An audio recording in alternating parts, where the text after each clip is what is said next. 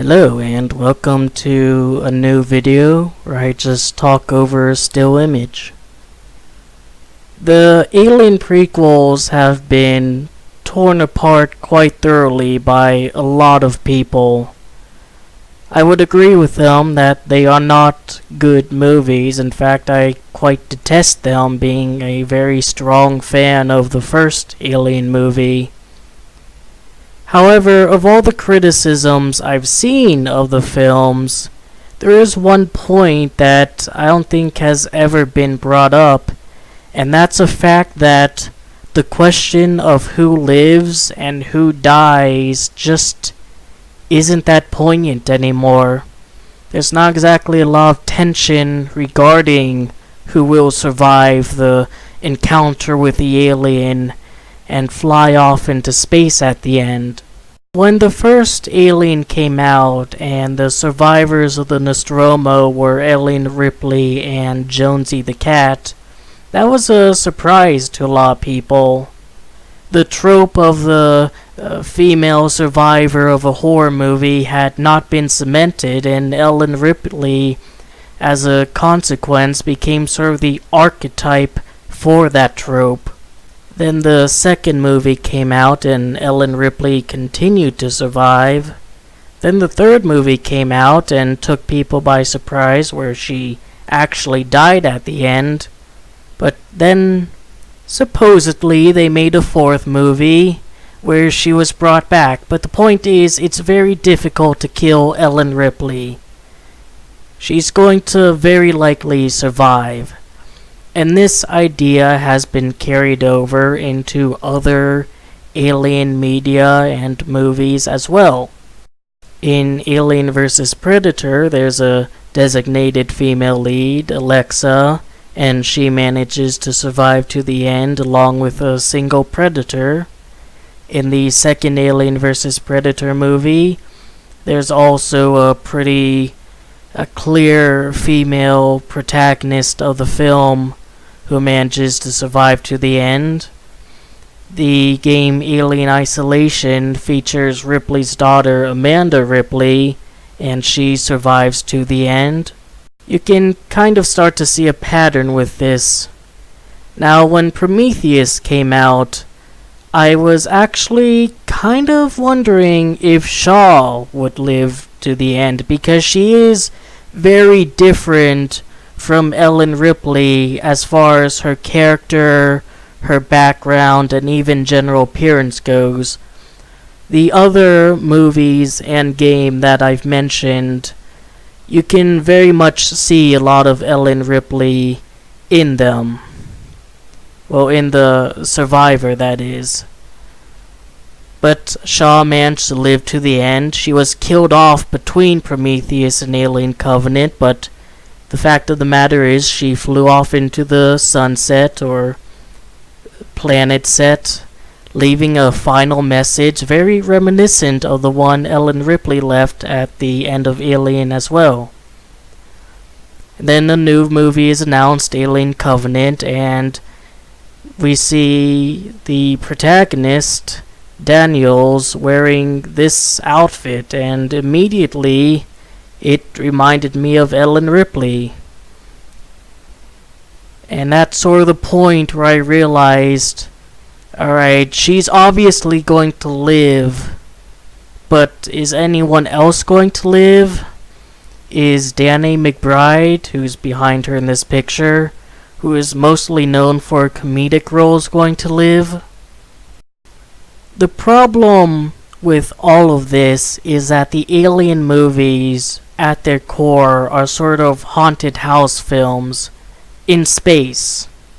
You have a group of people who are trapped in a location, unable to get out for one reason or another, and there's one or two or several hundred monsters scurrying about, and becomes a real question of who will live, who will die, and what choices did they make along the way that would lead to that outcome.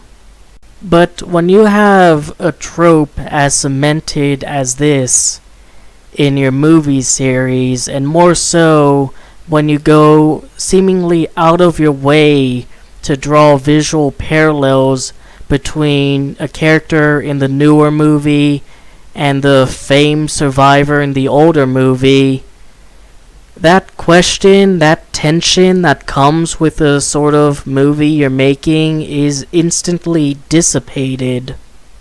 And I know that they wanted it to be a question of if Daniels will survive or not, because in Alien Covenant, when they managed to eject the xenomorph into space by ramming that payload thing into it, which, mind you, is also sort of a parallel with Alien and also Aliens for that matter.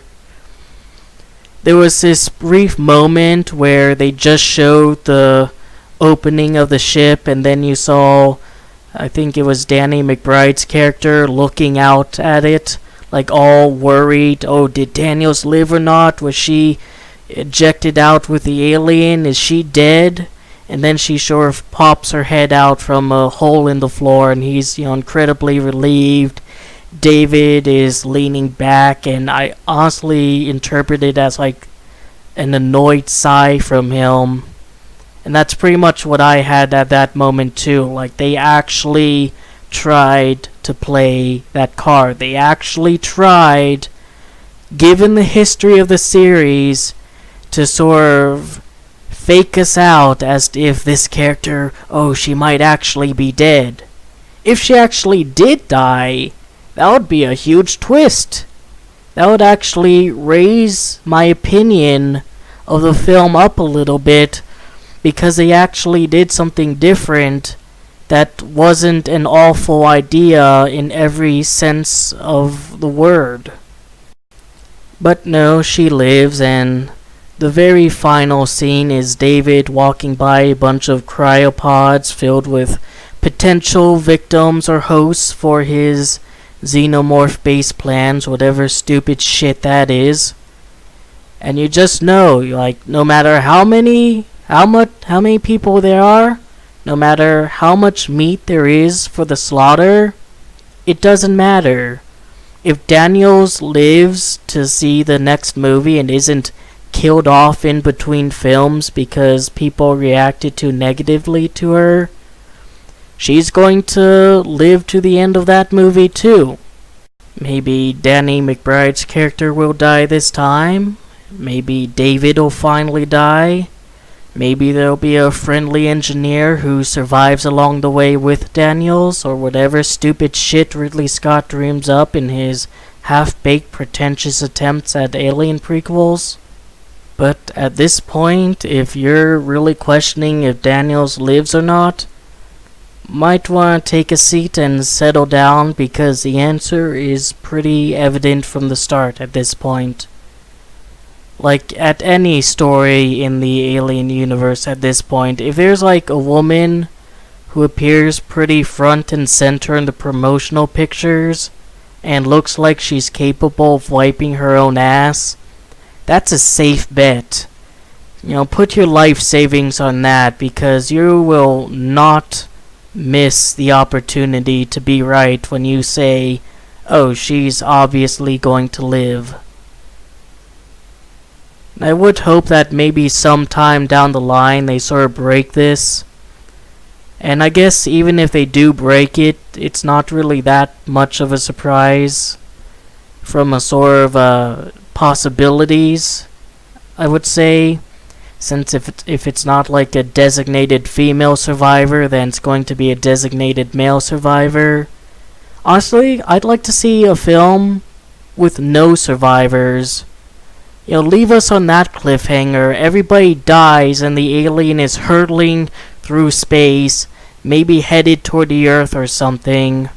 Give us a real surprise, and hopefully by someone who can make a better Alien film than Ridley Scott at this point.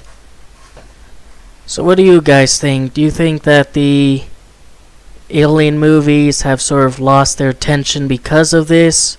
Do you think this sort of trope or archetype among the Alien movies that the first one pretty much started is too important to get rid of? Let me know what you think. And until then, I hope you enjoyed the video, that I gave you something to think about and otherwise entertained you. Take care.